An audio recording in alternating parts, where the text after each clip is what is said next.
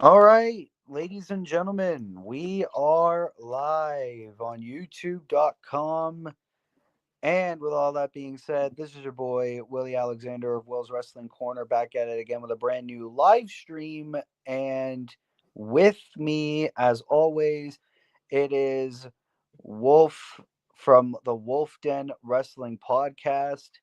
And today it is the 2025 and third annual Willy Wrestling Awards, Will's Wrestling Corner. Um, Wolf has once again compiled a slideshow with our picks on who we think deserves the awards. We got best wrestler, best gear, best match, the whole 9 yards that you would expect from a wrestling award show. But And this before we time get it's into gonna be all that, fancy because last year was yeah, we didn't figure it out. yeah, with the transitions on the slideshow and all Yeah. that. But before we get into all of that, Wolf, how are you doing, sir? Do you have anything to say? Yeah, thank God 2025 is almost over. Uh, Tell me about it. cause Uh, ay, ay, ay. it's been so hard thinking of some of these picks, to be honest. Yeah, I definitely took time. What's it called?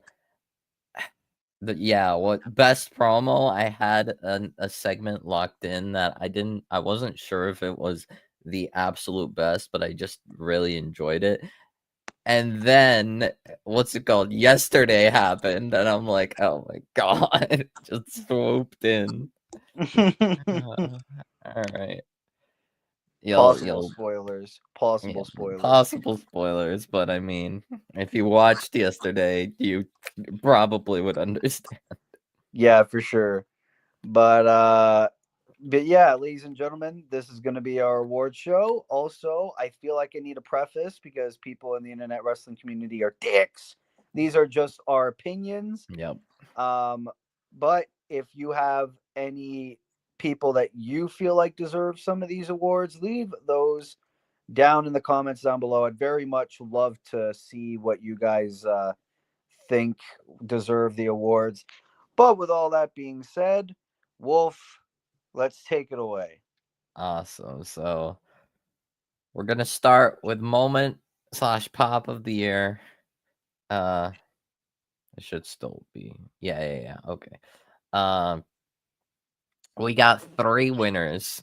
Three Because winners. yeah, I kind of got tied for my pick, and then well, it's hard to explain, but given what recently transpired, it kind of forced itself into taking a slot. So first off, the first winner, John Cena turning heel against Cody Rhodes. That moment shook the wrestling industry. It was uh, just huge because it was something that we thought was not going to be possible, was not like ever going to be considered. That we thought it would never happen, and then it did happen. Yeah. Unfortunately, some Mister part of the board, Mister Final Boss, decided to ditch and completely abandon, Not and only then that, then you had an overrated rapper fucking there. it's like I didn't care that much about Travis Scott, but he clearly did not care about being there. Like, cause here's this trick for you celebrities that may end up that will probably not watch this, but if you want to get into wrestling, please just have the love of the game. If you don't have love for the game, don't bother. Like, you have celebrities like Logan Paul, Bad Bunny, even Jelly Roll was serious and had love for it. And they turned Yeah, out well. If you don't care, it's gonna show. definitely. And Mm. I feel like I need a preface as well because I know people might get mad that we picked this because of how things transpired afterwards. Obviously, because I picked this as well. I'm picking this just for the moment at the It's just time. moment. We're not Yeah, caring about the rest of them. The moment was huge. It was historic. it was crazy. Something we never thought would ever happen because we knew John Cena would win the Elimination Chamber, but we thought it was just going to be babyface versus babyface. I That was was gonna be. I figured like as it was leading up, I was like, oh my god, they might actually have Cena turn heel because I could not see Cena. I could not see Cody turning heel. I don't think it was smart for to turn Cody, so I thought it would be better to turn Cena. Um, but given everything throughout the year in hindsight, probably it was better not to do that. But Yeah. I digress. Another winner for moment slash pop of the year, freeing AEW from the tyranny of the disastrous briefcase belt. Hangman Adam Page winning the AEW World Championship. Uh, that was big. That was incredible. It was desperately needed, and it was just a really good moment, and I thought it was fitting. But the main winner, the top spot, I think I would say, just given how crazy it was, how much it signified an end of an era. John Cena retires from the WWE for good. We, Yeah. yeah, that was, Waterworks were coming. yeah. I am a little surprised there was no speech at the end, but I mean, maybe he didn't need it. Yeah, that was the only real gripe that I had with that. Yeah. I know everyone was all pissed at the finish of the match, but No, the finish was perfect in my opinion. The finish was absolutely perfect. It was the right thing to do. I know Uh, everyone but was all mad. the Everyone, post match was like yeah, the Cody and Punk stuff was nice. Oh boy, Triple H that's what got what added to he, that moment, though. I really yeah. loved how they booed the fuck out of Triple H. Yeah, he kind of deserved it. Given it kind of signified the whole.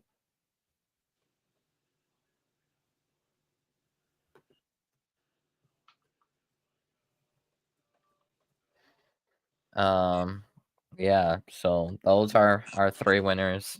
It was just huge moments all over, and I did like that. But on to the next category. We have promo of the year. Hmm. We have Paul Heyman crashing out and justifying his heel turn to Jey Uso. Yeah, Uh, that was my pick. I thought it was absolutely perfect. it was great. It was a good promo. Paul Heyman showing how amazing he is on the mic. Yeah, Uh, justifying how Roman Reigns treated him like shit. He wanted CM Punk to live out his dream, but Roman didn't want it to happen. He carried the bloodline for 5 years, and everyone's all blaming him. Blah blah blah. But really, it was Roman Reigns that treated him like shit. And Paul Heyman, he is one hell of an actor. Give the man an Oscar. yeah. And then, as I implied earlier, uh, originally my pick was the Darby Allin and John Moxley jailhouse segment. Oh my god, I forgot about that. Because that was a really good segment. But given what happened yesterday on Dynamite, MJF returns and completely cooks Swerve, Hangman, and Joe all at the same time. It's So, funny how something from literally a day ago yep, wins an award. yep. Uh, I mean, it's MJF. What can we say? MJF is that's how it be. MJF being one of the greatest mic workers and arguably all of pro wrestling history. Yeah, no, definitely. And especially with that WWE name drop to Swerve. And people were saying like, "Oh, that was corny." I'm like, "We haven't had a WWE mention in like 2 years. Calm down. It's MJF. Of course, Yeah. he's gonna mention WWE." Yeah, that's what I liked about it too, but everyone's all losing their shit. But it's like there was a time period where WWE would be mentioned every single fucking 5 minutes Right. on AEW. Yeah, that was yikes. But what's it called? We haven't had it for like 2 years. MJF can briefly talk about WWE just to roast Swerve's career. But bro, comparing him to Diddy was probably enough. Yeah, you both call yourself moguls. You're dog shit rappers, and you use way too much baby oil. Like, what Yeah. the fuck? Swerve almost broke. He was like just nearly laughing. Uh, like I noticed him smirking a couple times, but yeah, that was funny. I mean, I would too if he were to fucking drop that. But yeah, and just I guess talk about it because it was, I guess, sort of shifted. Uh, yesterday we did get MJF returning to AEW. He executed his guaranteed world title match contract he won from All In. And now at World's End, it will be Swerve, Hangman, Samoa Joe, and MJF for the world title. Which I feel like is better because when they dropped that match announcement for the triple threat at World's End, it's Yeah, like, but we already got that at Revolution last year. Like, why are we I getting it was. again? I mean, I liked that match, and I was fine with them revisiting it. But yeah, MJF just changes everything, and honestly, I could see him winning at World's End. And he should. He Honestly, he should. should. Yeah, yeah. Best entrance. Uh, yeah, we got CM Punk, WrestleMania 41, as Fire Burns, and the live performance from Living Color. We are both sharing this pic because, and I have combined two pictures of one of the video package of this Fire Burns, and then one of CM Punk coming out to Living Color. Well, Uh, it's perfect it because was, yeah. when they played it's this fire burns. Like honestly, that I had tears in my eyes. Like I Right. really wish That he would have that came out to solidified it. Like that. if it was just a live performance, I probably would have picked something else, but the fact that it had this Fire Burns too, I was like, okay, yeah, that's the pick. Uh so yeah, this I mean there were plenty of good entrances, but like this was crazy. This was a really good entrance. Just yeah, it was great for signifying Punk's first WrestleMania main event. Yeah, Um, and then you also that was, had Paul Heyman out there, which really added to it. yep, it was great. It was honestly incredible. Yeah, Moving on, best dressed. We got this is also considered best gear. We have two winners for this. We have Willy's pick and my pick. Willy's pick was Rhea Ripley dressed as Art the Clown at Survivor Series War Games San Diego. yeah. This was a good a gear. Uh, it I was feel really great.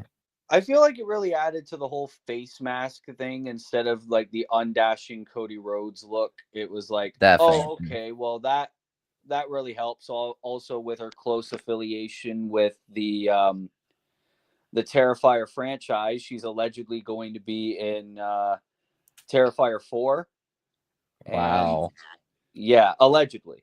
that's huge. Um, and she was on. She had like a on stage appearance with Art the Clown near Halloween. I'm pretty sure as well. So it really fit, and it looked fucking scary in that War Games matchup, man. Like, Yep.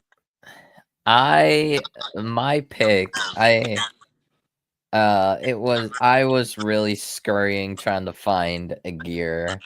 Uh, that I and there was originally I was gonna pick Jade Cargill from Night of Champions when she had the Storm gear, the Oh Storm yeah. inspired gear. I I thought that was a really good gear, but then I found a gear that I almost completely forgot about. One because it was from the least good AEW pay-per-view of the year, and uh, I guess I thought it happened last year. My pick, Swerve Strickland, AEW Dynasty, Static Shock. That Oh was yeah, I such like a that. good gear. I almost completely forgot about it, and I saw it. I'm like, oh my god, this was incredible. I remember now. Yeah, that is perfect. I mean, Swerve is known for his great gears, man. Yeah, I Yeah, couldn't really think of much gears, but the one thing I remembered was Rhea Ripley's. And also yeah, as a horror fan, man, like that added bonus points. for sure. Uh, but yeah, next up, Rising Stars Most Improved of the Year. There were quite a few, honestly, in my opinion, uh, that could go in this category. But I kind of just went with my top pick, uh, along with your pick, which your pick being the Protostar Kyle Fletcher. Great year. It was a great year for Kyle Fletcher. It was. The continued evolution, the TNT title reign, winning the TNT title, like it just he definitely. I mean, I don't know if I would have personally picked him because just because it kind of was like he was already like going that direction, like it was kind of obvious. Whereas I wouldn't say it was necessarily an improvement or a breakout because he was kind of like there already. Um, Yeah, I felt like the reason why I picked him was because of that title reign and also because he never really had a bad match that's true. all year. Like Kyle Fletcher, his ever growing evolution as a member of the Don Callis family um, is amazing. He also had that world title match with Hangman, which main evented All Out. And So, was actually incredible. Like I know a certain miserable old dumb fuck from New York wants to complain about it being nearly 40 minutes, but I'm like, look, I definitely think it went too long, but as well, but like it was still incredible. It was probably Fletcher's like best, no, one of Fletcher's best matches in his career, like top 3 at minimum. yeah, because that cage match with Osprey is top pick for me. Yeah. And we go to my pick, who really had an incredible year, and that is signified by the championship that he holds. My pick is the TNA X Division champion, Leon Slater. Oh, definitely. He was like that win at I think it was Slammiversary. He won the title. That was just perfect. It was so good. He's been fantastic. You know, like he is definitely the like rising star. Like he honestly also improved because like he went from like complete like really not doing much to like now the mid card champion of TNA. He's been fantastic. I was honestly I think I was torn between. Well, I wasn't really torn, but I honestly did also consider Marina Shafir from the Death Riders. She's been great this year. She's honestly like she went from really a nobody on ROH to now being like an actual like wrestler, actual talent, like wrestling on AEW, and it's just been great. But Yeah, it's funny because we used to meme about Marina Shafir, like, what does she even do? Yeah, and now she's having these incredible matches. That tag team with Megan Megan Bain, it's Bain. Yeah. perfect. Yeah. So yeah, I definitely think her involvement in the Death Riders has been beneficial for her. Um, and I'm glad to see it. But next up, the most underrated wrestler of the year. Uh, once again, winning for a second year in a row. Uh, Carmelo Hayes. You I mean, really hate to see it. You really hate to see it because, like, oh, what are we doing with this guy? Obviously, you had the this whole guy is a Mello don't guarantee should miss. be a guaranteed main eventer of WrestleMania, and they're treating him awfully. They really are, and I don't know what the fuck Mello has done to piss somebody off, but He's a like, black man. Well, he's a black man. yeah, Can't succeed as a black man.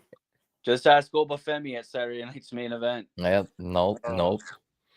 But not if you're a black woman. If you're a black woman, you get the rocket. But black man, no. Oh god, but yeah, no, like it's a shame because, like you said, Mello should be a mid card champion by now. Last year he was fighting for the United States Championship, and I know what people are gonna say. Oh, he did with the U.S. Open Challenge, and let's be real, he wasn't gonna fucking win. You Yeah, know, like what? They're gonna have Ilya and Melo maybe at WrestleMania? Doubtful. it More would like probably be a ladder match, and he would get a spot in it, if yeah. anything. Yeah, honestly, at this point, I don't even know. I feel like I wouldn't be surprised if they do Ilya versus Tama Tonga at Uh, WrestleMania. Ilya versus Tommaso Ciampa, number 72. But another pick for most underrated wrestler of the year, kind of a breakout year as well for her. Managing to just completely turn around, went from a botched return as a heel last year to now being actually looking really good. Uh, Shout out Kevin Nash for helping her career. Raquel Rodriguez, Yes. she's been fantastic. She's actually like looking like legit, and ever since Kevin Nash gave her that advice of like working bigger, like she has. This is what I like to see from her as a heel. Just like actually acting like a powerhouse, like just a big, strong powerhouse that just destroys people. Yeah, definitely. I really, really liked Raquel's work this year. Honestly, I wanted her to win that women's world championship because she has improved that much. I wouldn't be mad at it, but of course we had to give spotlight to an overrated Hall of Famer. Yep. But up next, pay-per-view/PLE of the year. I can tell you right now, WrestleMania is not on here. Definitely not. One of the worst PLEs of the year. But the your pick for this was Elimination Chamber Toronto, which is a very good shout. This is, in my opinion, WWE's best, arguably. The Yeah. only like the only other pay-per-view that I could probably say is like Crown Jewel, but I mean Chamber was just really Cha- good. Chamber was like top tier. I mean, you had Yeah. the women's chamber, which was very good, especially with that Jade Cargill angle. You had the Yeah. insane, like unsanctioned match with Sami Zayn and Kevin Owens. You had Randy Orton coming back during that. Yep. The only real weak point was Trish and Tiffany versus Nia and Candice, but I could easily ignore that. And And then you even had, then, it didn't even feel like squashy like yeah, that much. It was like okay. and But then the men's chamber was the great, and then men's you had the chamber was aforementioned fantastic. heel turn, Yep. which should just add all the points more. Now, I could have given it to All In, but I don't know. I don't know why I didn't give it All In. I guess it was Well, because of the length. well, that's okay because my pick for pay-per-view PLE of the year There was you All go. In Texas.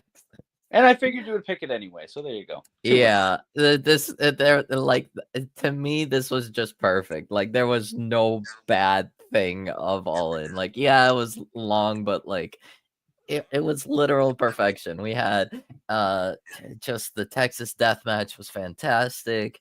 We had we had the right winner. We had the right winner for the women's world title match. Yeah. Thank God. We had, in my opinion, the new best tag team match in AEW history in the Young Bucks and Swerve and Ospreay. Easily. I love you, Lucha Bros, but I mean that kind of just took your spot. It was just fantastic. We had Kenny Omega and Okada, which was not like as good as their previous matches, but it was still Kenny Omega and Kazuchika Okada. Yep. We had the triple threat for the tag titles. Yeah, Both casino gauntlets were great. for sure, definitely. So it was just a fantastic pay-per-view, honestly, without question. But moving on, we got tag trio faction of the year. I think I just forgot to remove faction, but that doesn't matter. We're just gonna bundle it all together. Your pick, Bobby Lashley, Shelton Benjamin, and MVP, the Hurt Syndicate. They did have a pretty solid run this year. This year has been pretty good. They've kind of dominated. Well, And the especially because girl. this was the year that tag team wrestling kind of sucked. I mean, I I'd mean, say last year was like, I don't know. yeah. And if I Well, thought like trios, I don't know. I felt like yeah, they were last year was really just like Fraxium. That's it. Fraxium, and that was it. Now there was Yeah. also Brodito, but stay tuned to a later category. I mention that later.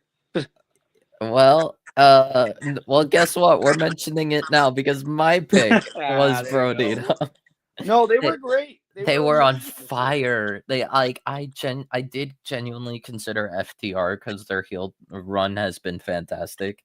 But I mean Sports Illustrated also kind of decided FTR, but like Brodito was just so good. I enjoyed watching them. They were just fantastic. It was just amazing. It was chef's kiss all the way. Yeah. I was like when they first formed, I did not think that like Brody and Bandito would work so well together.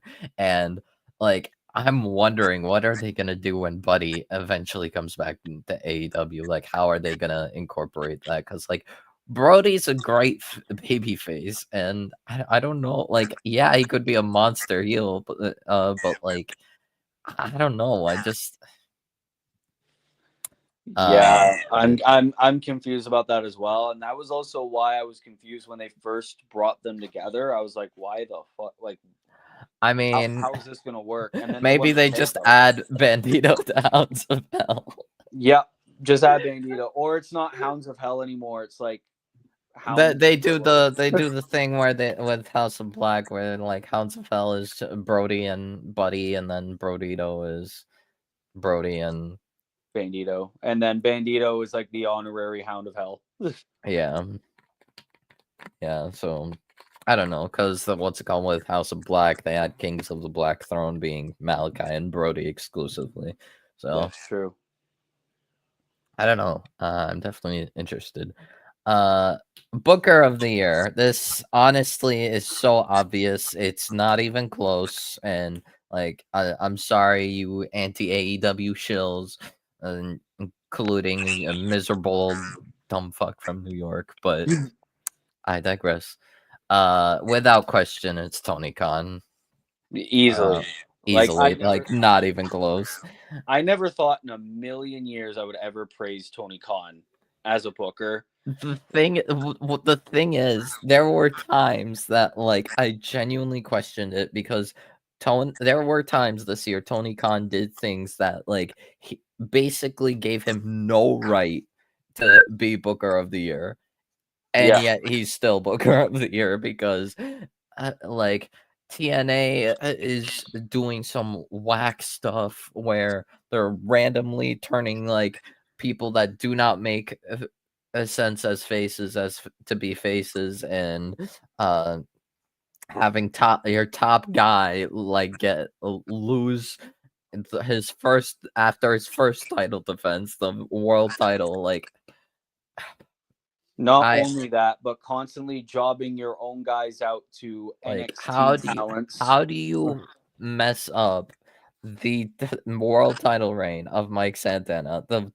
one person? Not only that, you did that like 3 months too late, and then Mhm. you took a month off, and then as soon as you come back, you take the title off Mike Santana. It's crazy. I don't understand it. And as I stated in my podcast episode, Bound for Glory is not TNA's biggest show of the year. It's not going to be. It never will be. Like, I'm sorry. It's Slammiversary. It Get is over it. Slammiversary, literally in the name, and that's where most of their top moments happen. And they put more effort into it. They actually build more for Slammiversary than for Bound for Glory. I'm like, and they draw more audience. Like Bound for Glory this year was like half empty, and you could see it like multiple times throughout the show. And it's like, how the I don't know where they got that 7,794 whatever number.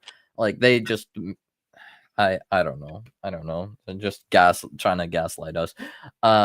Gato decide to I get like I love the fact that Takeshita's IWGP champion, but giving your world title to an outsider because that's the best you can do, because you want to push one of the worst in-ring wrestlers ever. Like I don't understand why he likes Evil so much. I don't know. Apparently, Evil's a nice guy, so I don't know. Um, and then of course WWE. Like WWE has wanted me to pull my hair out plenty of times. I don't mean just main roster. I'm so like no, like if it was just main roster, I could have considered HBK, but no, NXT has been awful too. This I've said this has been the worst year of NXT history. Yeah, NXT has been god awful. Like not even Ricky Saints or Ethan Page can save it. Like, and it's not because of like but like it's just like there are good things of NXT, but it's just sometimes they kind of just have like lazily made shows, and it's like there are times they don't book things that catch my attention, and it's like I have gone several weeks like not wanting to watch NXT just because there was but like nothing interest. It was like they. It's not like they do the Tony Khan thing where they announce like 75% of the card the day of the show, but no, they just like announce two things, and it's like we don't care. Like Yeah. it's like random stuff that nobody like that are not even like the main things, and it's like why Yeah, and then Paul Levesque. Shout out Bobby Monsoon. Paul Levesque. Oh my god. I Levesque. have genuine like there have been so many times people call me crazy. People think I'm legit insane, and maybe I am, but I have gone multiple times wanting to watch main roster 2019. I have wanted to like just to know how like am I really crazy, which maybe I am, but No, I would say 2019 WWE was much more entertaining than 2025 WWE. Like, but I did listen to a content creator, Rated M Wrestling, during No Name Wrestling podcast episode. Um, yeah, I think he had a better assessment of it. 2025 was more like 2017, where the product started to dip. And I thought that was a much more fair assessment, and something I started to agree with. But it now also concerns me because now 2026 or 2027 could actually be 2019 bad, like without Yeah. question, and that is a problem. One bad year I can get, I can like live with. Two consecutive bad years, I'd be concerned. A third bad year in a row I would be done. Um, Oh, there were 20 so many times I wanted to be done.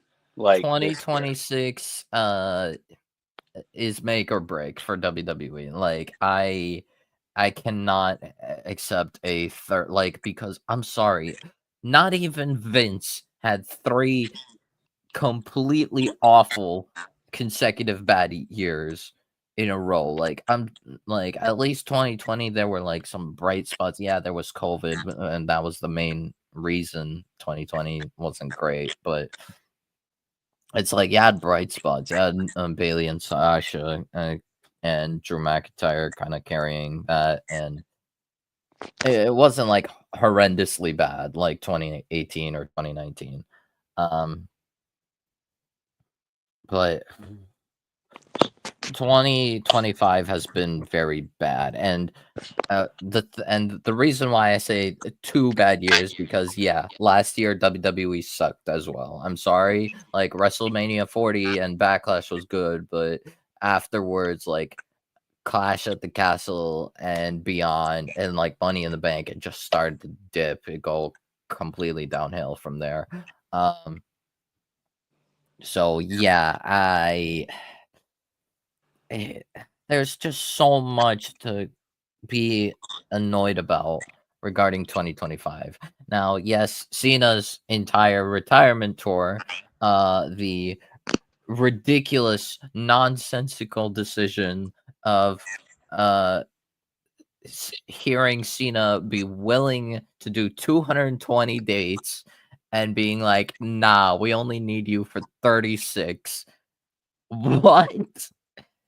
Like, Yeah, that bro, was absolutely fucking Cena stupid. literally said, "Oh, just because I had these like more limited dates, I could add in like other stuff." He took extra projects and Hollywood stuff because he had only 36 dates. What is wrong with you? Like, there's only 52 weeks in a year. We couldn't have 52. We couldn't have 60. Couldn't have Like, at least 60. Yeah, you could have like only they're, had they're him appear on Raw. You could have had him do like 220 dates. You could literally have him do half of it promos, half of it matches. Imagine the uh, amount of matches we you could have don't had. need to run Cena to the ground, but like 36 dates. It's like, oh yeah, they shot themselves in the foot with that, and oh my god, there's also talent that they've completely just ruined, because you have Ludwig Kaiser, and New Catch Republic in a stupid Vince-like gimmick. Um, with the Americanos stuff. Like, I'm sorry, this stuff should have ended. Yes, Ludwig Kaiser is much better than Chad Gable as El Grande Americano, because he actually knows Spanish and actually, like, it's just showcases his talent a little bit, like extra talent, not necessarily his wrestling abilities, but his bonus talents. Which is okay. I'm fine. I was okay with it, like showing up for like AAA. If that was like the only reason, which I guess they're now kind of making it into, but like there's no reason New Catch Republic should be part of this Americano nonsense. Um and Alistair, don't get me started about Yeah. Willie, I want to ask you a fun little question. Okay. How many PLEs has Aleister Black been in since he came back to WWE? As far as I can recall, 0. 0.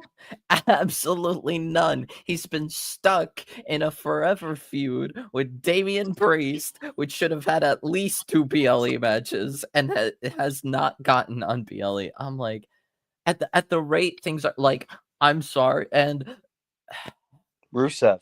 it's like Rusev. I mean, I didn't think Rusev would be like top guy, but I mean, he's sort of competed a little for the IC title and what. Like, okay, Rusev, I didn't care as much, but Aleister, like,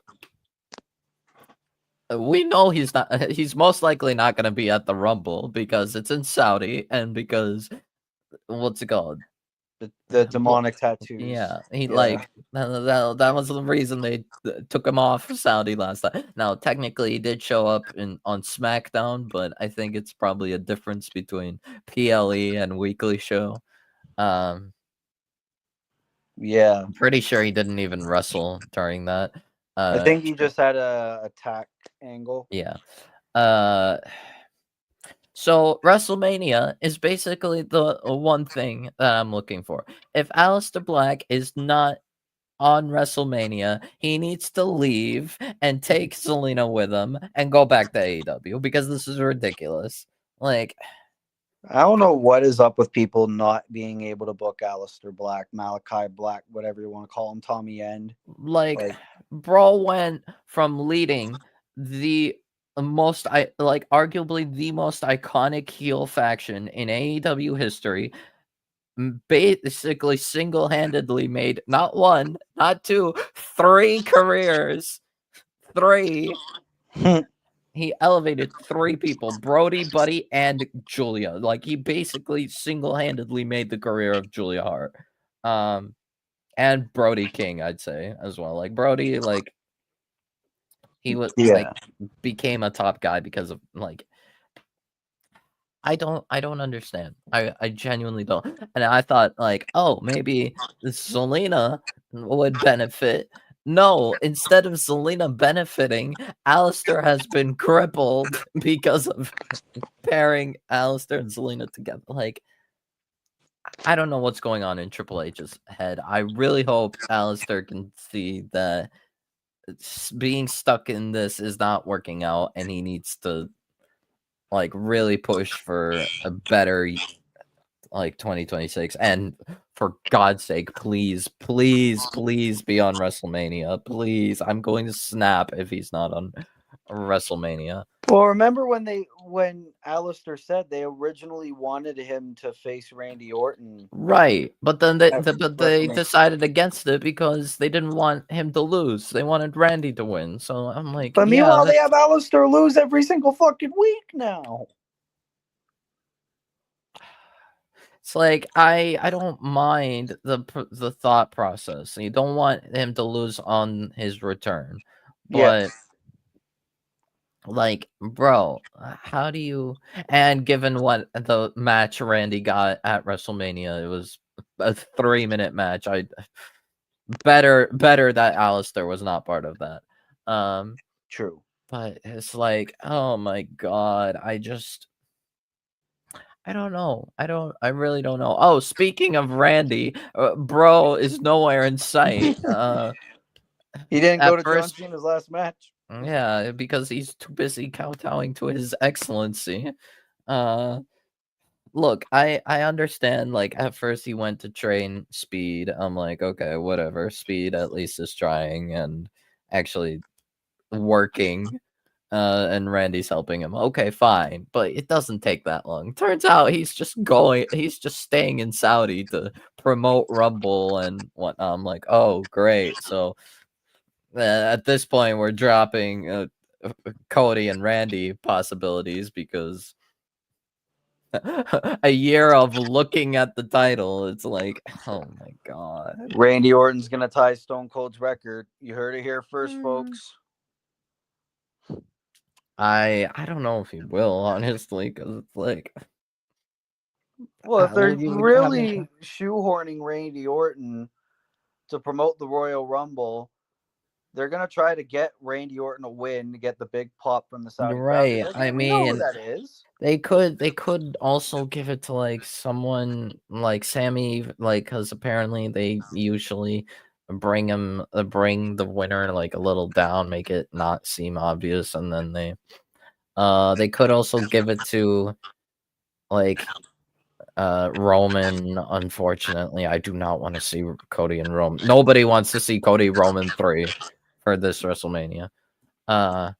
They could also Honest give it to probably Breaker if he doesn't Breaker win. if they want to do Breaker against Punk, yeah. Yeah, if he doesn't win on Netflix either by DQ or If like you outside interference. Yeah. if you ask me, the after after the insane heat that he's gotten since retiring John Cena, especially on Raw, the fact he went back to the ring like twice, like and just reveling in the booze.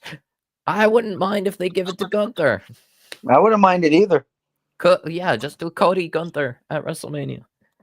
Yeah, because Gunther already had 2 runs at the world title. Have him go for the WWE title. And it's like, but like, there's also the fact that there's also LA Knight that they could do. Like, if Breaker wins the World Heavyweight title, they could give it to LA Knight, do LA Knight versus Breaker. But I really don't know. There's just too many questions, too many.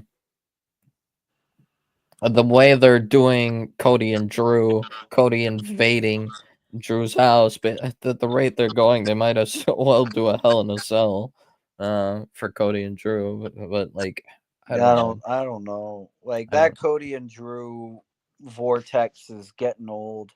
It already got old, but it's mainly because Drew is continuing to lose. Like, bro, LA Knight and Drew McIntyre have been so bad this year. Have been booked horrendously, like criminal. yeah. And I don't know what they were doing with this write-off for LA Knight. Like, I don't know. I really don't know. If things don't get better for LA Knight and Drew McIntyre, they really need to leave. And honestly, both of them should go to AEW. Especially Drew McIntyre. Especially Drew. Like, he benefits so well over there. But onward, yeah, like we said, not even close. Tony Khan is Booker of the Year. Cry about it. It is what it is. I'm sorry. It's without question. Like, All In kind of locked this in, but then like All Out and then Full Gear was also pretty good. Like, yeah, this was 100%. The tag team booking this year as well. Yeah. Yeah. Match of the year.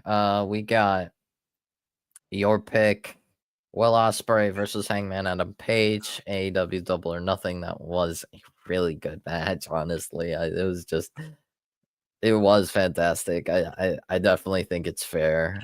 It looked like a video game match, honestly, but I wasn't complaining. Yeah, it was awesome. They hit the hardest hitting moves. They were going back and forth, and it was unpredictable as well. Like, I went in there thinking Ospreay definitely had it in the bag. I was shocked with Hangman, honestly, but I didn't mind it at all. These were 2 of the very best in AEW.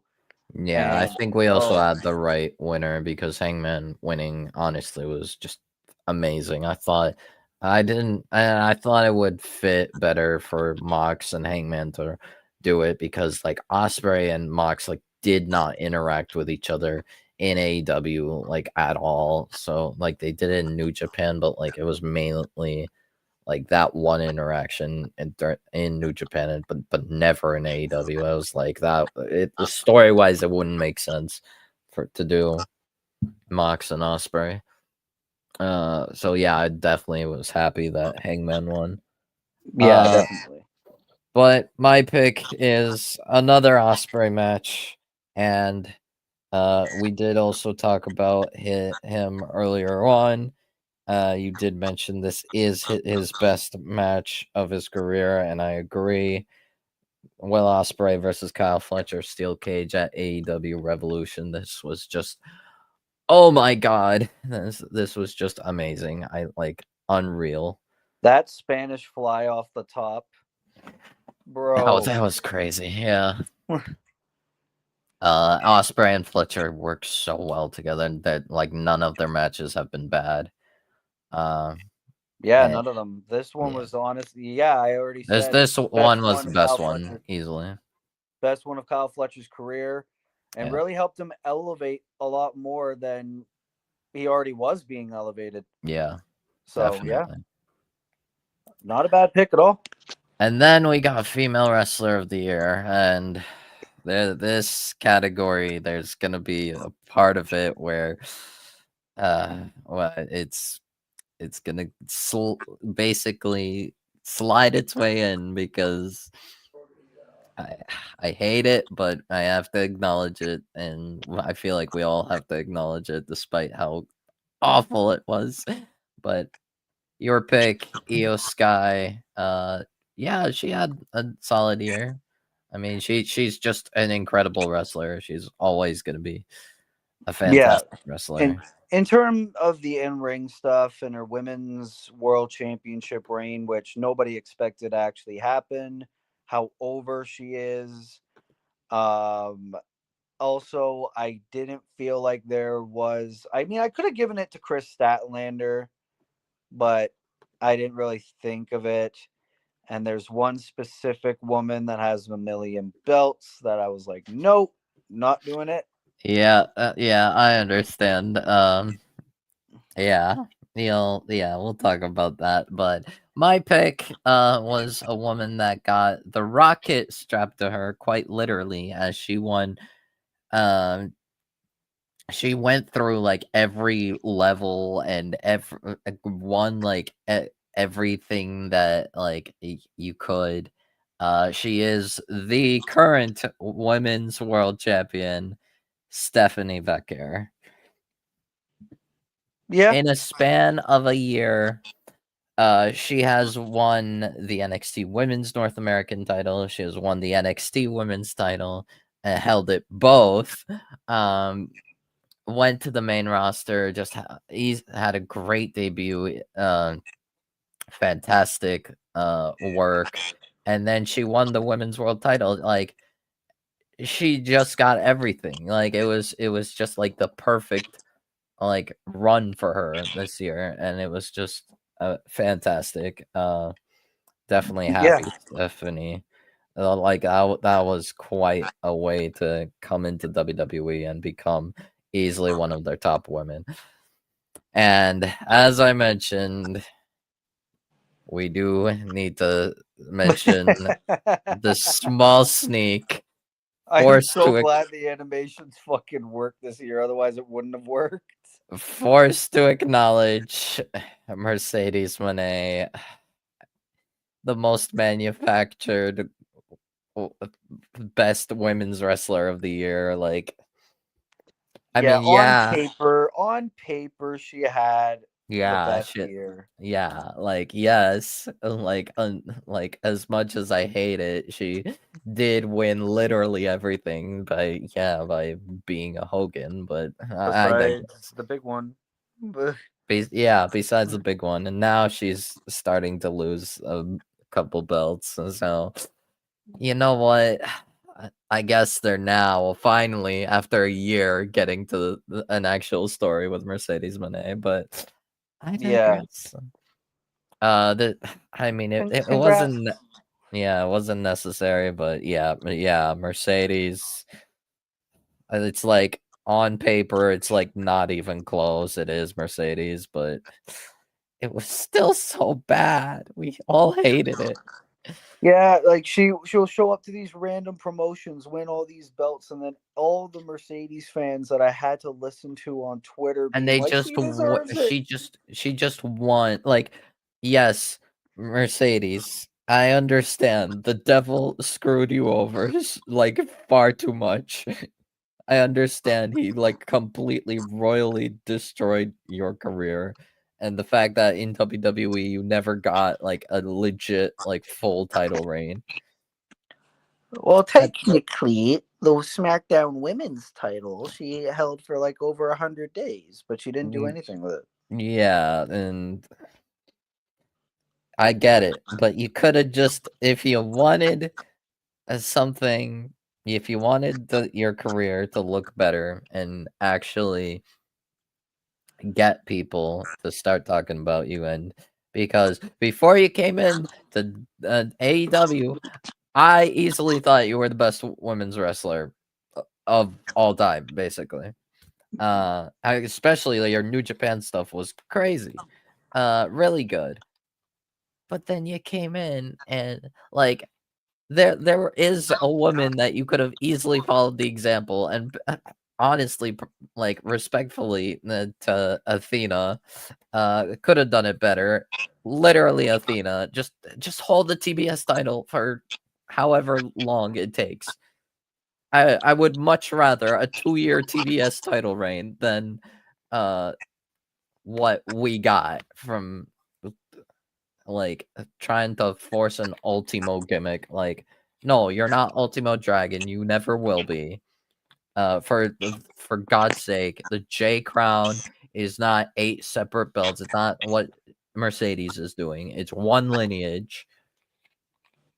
Like, Yeah, if she was unifying these belts, then like, fine. But like, I didn't care if when she won the New Japan belt, because it was like, okay, that belt she was supposed to win anyway. Like, it was basically made for her. So I understand her having a run with it, but like, I don't know. I really don't know. This like constantly going to these random promotions. It's not like she defended the belts. She would defend the belts like once every 3-4 months. If she like defended them on like AEW television, like bi-weekly, and alternate between them, like I would have been cool with that. I would have been like, okay, she's actually putting them on AEW TV, getting them more more like screen time and more like eyes on the belts and the products. But yeah, no, didn't do that. yeah. That was my biggest problem too. It's like if you're gonna hold all these belts, actually defend them. But Yeah, now like, she'll just like hold on to them. Now she's and dropping people were them. saying like, oh, she's bringing more eyes to the product. I'm like, not really. Who's watching all of these goddamn promotions? You can't tell Like, me you watch them. yeah, I understand she's a big draw, but like, it would probably be more effective to get more eyes if she actually put them on AEW television and not just hold them as props. Yeah. Um Also, another thing I hated, just another reason why we have to mention how we hated it. It was just like she used to be against this kind of thing, just a big time draw coming in and just slotting herself and taking the spot that other people work for. Like, now what? Now that she's doing it, it's okay. Like, bro, Yeah, she got mad at Ronda Rousey for doing the same thing. for good reason. I get Yeah. that. But like, if you're not, if you don't care, if you're like free to do that yourself, then you absolutely deserved what Ronda did to you. Sorry, like, I, I don't know, but yeah, unfortunately, Mercedes were forced to acknowledge, because she did win a bunch of belts and she had good matches, I guess. She had a great feud with Chris Statlander, her best feud since coming to AEW. Yeah. But yeah, I mean, but the real winners are Io and Stephanie. Definitely. And then the male wrestler of the year, our final award. We only have the one winner, because both of us have chosen this man to take the top spot, because he has been incredible, fire, just popping off, absolute king, Bandito. Yeah, definitely not what a lot of people would expect. But if you've been paying attention this year, Yeah. Bandito has been doing so much, obviously, as Ring of Honor World Champion. He's And had then, fantastic matches with Hechisero, with Konosuke Takeshita. especially Just Takeshita. Yeah. yeah, Hechisero was also like fantastic both times. Like, oh my god, they work so well together. Um, his tag team run with Brody has been phenomenal. Um, and now, yesterday he won. He was one of the two winners of the Dynamite Diamond Ring Battle Royal, and he will be facing Ricochet. Uh, to determine who wins. And it seems like it is a new ring because MJF still has the ring that he had, and it seems like he's not defending it, so they're just making a new one. Uh, I don't know how I feel about like I like the matchup of Ricochet versus Bandito, but I'm not sure how they're gonna go, and that also leads to um World's End because like Ricochet would work phenomenally with the ring, like especially if it's a gimmick like MJF has done. Yeah. It would fit Ricochet's character amazing. But if it's just a one-off prize, just like having it until like Maximum Carnage or like just shortly after, just to signify a world title match, a guaranteed world title match at Maximum Carnage. They could give it to Bandito, and honestly, if MJF wins the world title, they could do MJF and Bandito as like a feud, and I think that would be amazing. Well, Uh, especially with what Bandito has done, it's like, yeah. yeah, and hell, like even if they do like Bandito, they could also like transition that into like a Brody. They could do MJF Brody King as a feud, and that would be pretty big for Brody King because I definitely think they could elevate Brody King to that main event level status. And it also Uh, fits because MJF had that big gimmick this year of like hating on luchadors. So yeah, MJF and Bandito fits that. yeah, but like Reward Ricochet Bandito with would. the amazing year he had. Right, but like Ricochet would also be fantastic. Like Ricochet MJF would be great. Ricochet Joe would be good. Uh, Ricochet Hangman would be great. We've already seen Ricochet and Swerve. But it being for a world title could be interesting. But I doubt Hangman or Swerve are going to win it. Um, I'm definitely interested to see how it goes and what they'll do with it. But yeah, Bandito has been on fire all year. Uh, and I'm definite having like match of the year contenders multiple. Uh, and yeah, I'm definitely excited to see more of Bandito.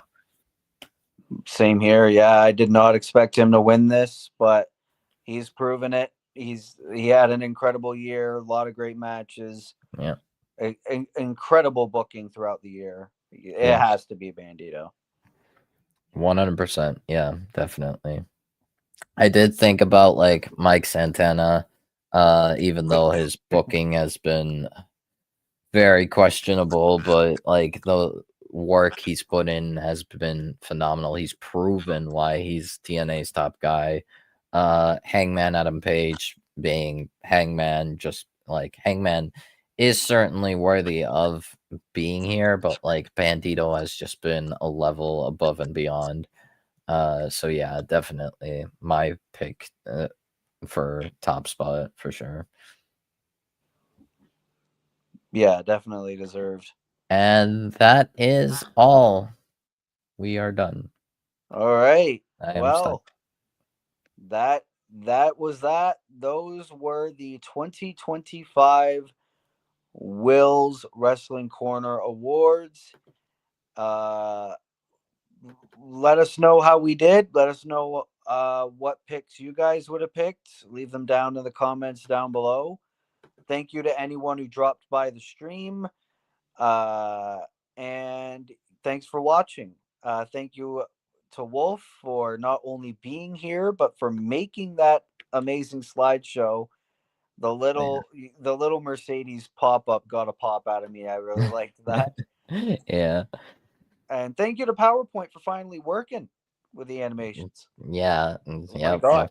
I did the presenter view and managed to find the setting that made it work. There you go. We're happy with that. So yeah. Check out this guy's channel. Please like and subscribe. Also check out my channel, Wolf Den Wrestling Podcast. Yes, please do.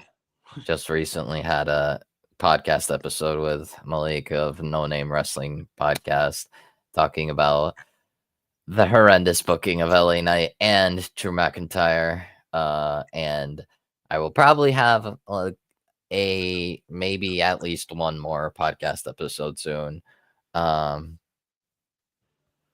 Probably gonna talk about Cena. But yeah, we also got Christmas week is coming. What's called 27th is World's End. 28th, I will be joining Asa, K, and Switch, I believe, for their year-end awards show. Yeah, So that that would be should be fun. fun. Yeah. But yeah, no.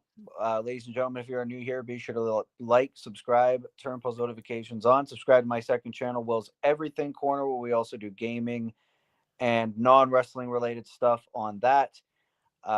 Support the universe mode. I book Monday Night Raw. This guy over here books SmackDown and everything like that. Go and check out all the old universe modes as well. And with all that being said, ladies and gentlemen, that was it. Those were the awards. This has been your boy Willie Alexander of Wolf's Wrestling Corner. That has been Wolf Harris, and we will see you in the next video. Be good people and peace.